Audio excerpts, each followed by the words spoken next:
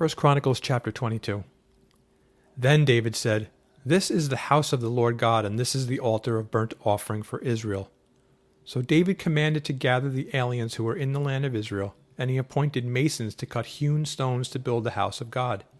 And David prepared iron in abundance for the nails of the doors of the gates and for the joints, and bronze in abundance beyond measure, and cedar trees in abundance, for the Sidonians and those from Tyre brought much cedar wood to David.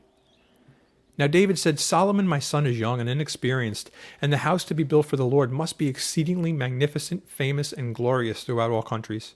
I will now make preparation for it." So David made abundant preparations before his death.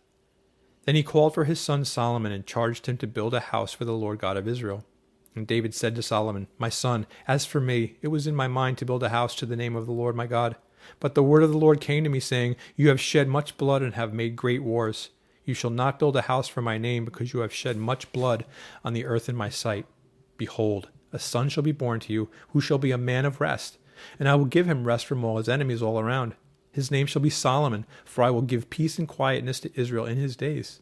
He shall build a house for my name, and he shall be my son, and I will be his father, and I will establish the throne of his kingdom over Israel forever. Now, my son, may the Lord be with you, and may you prosper, and build the house of the Lord your God, as he has said to you. Only may the Lord give you wisdom and understanding, and give you charge concerning Israel, that you may keep the law of the Lord your God.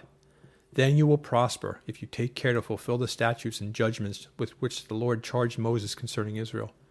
Be strong and of good courage. Do not fear, nor be dismayed. Indeed, I have taken much trouble to prepare for the house of the Lord 100,000 talents of gold and 1,000,000 talents of silver, and bronze and iron beyond measure, for it is so abundant. I have prepared timber and stone also, and you may add to them. Moreover, there are workmen with you in abundance, woodsmen and stone cutters, and all types of skillful men for every kind of work. Of gold and silver and bronze and iron there is no limit. Arise and begin working, and the Lord be with you." David also commanded all the leaders of Israel to help Solomon his son, saying, "Is not the Lord your God with you? And has he not given you rest on every side? For he has given the inhabitants of the land into my hand, and the land is subdued before the Lord and before his people.